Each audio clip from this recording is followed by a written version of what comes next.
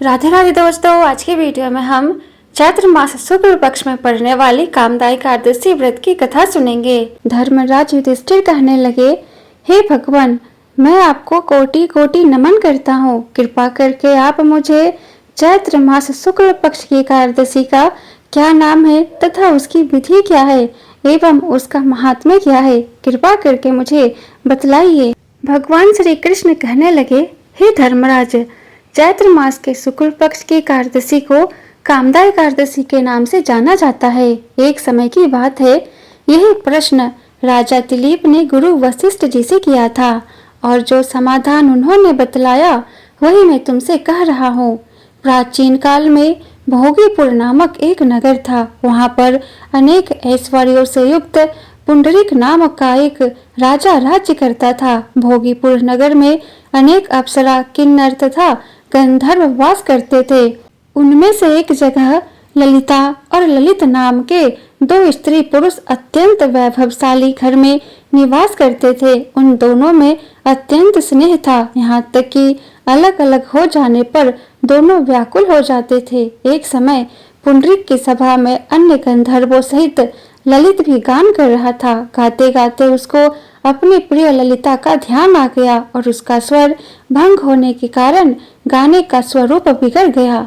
ललित के मन के भाव जानकर कारकोट नामक नाग ने पद भंग होने का कारण राजा से कह दिया। तब पुंडरीक ने क्रोध पूर्वक कहा कि तू मेरे सामने गाता हुआ अपनी स्त्री का स्मरण कर रहा है, अतः तू नरभक्षी दैत्य बनकर अपने कर्म का फल भोग। पुंडरीक के श्राप से ललित उसी क्षण महाकाय विशाल राक्षस हो गया।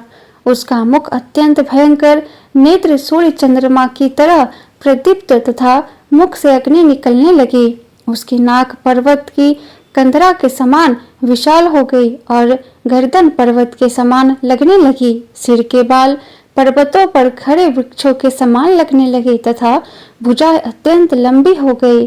कुल मिलाकर उसका शरीर 8 योजन के विस्तार में हो गया। इस प्रकार राक्षस होकर वह अनेक प्रकार के दुख भोगने लगा।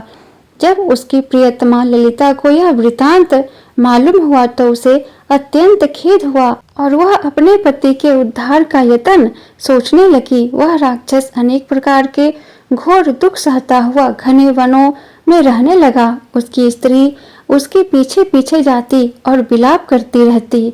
एक बार ललिता अपने पति के पीछे घूमती घूमती विंध्याचल पर्वत पर पहुंच गई, जहां पर श्रृंगी ऋषि का आश्रम था। ललिता शीघ्र ही श्रृंगी ऋषि के आश्रम में गई और वहां जाकर विदित भाव से प्रार्थना करने लगी। उसे देखकर श्रृंगी ऋषि बोले, हे शुभगे, तुम कौन हो और यहाँ किस लिए आई हो? ललिता बोली, हे मुने, मेरा नाम ललिता है। मेरा पति राजा पुंडरीक के श्राप से विशालकाय राक्षस हो गया है।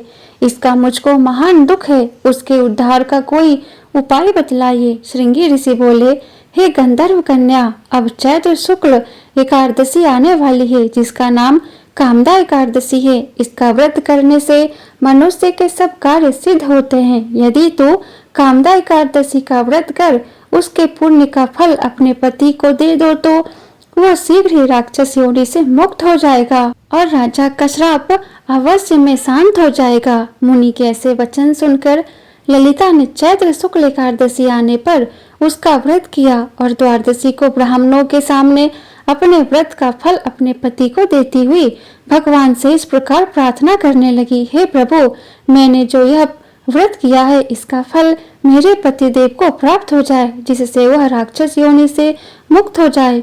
एकादशी का फल देते ही उसका पति राक्षस योनि से मुक्त होकर अपने पुराने स्वरूप को प्राप्त हुआ। फिर अनेक सुंदर वस्त्र आभूषणों से युक्त होकर ललिता के साथ विहार करने लगा। उसके पश्चात वे दोनों विमान में बैठकर स्वर्ग लोक को चल गए।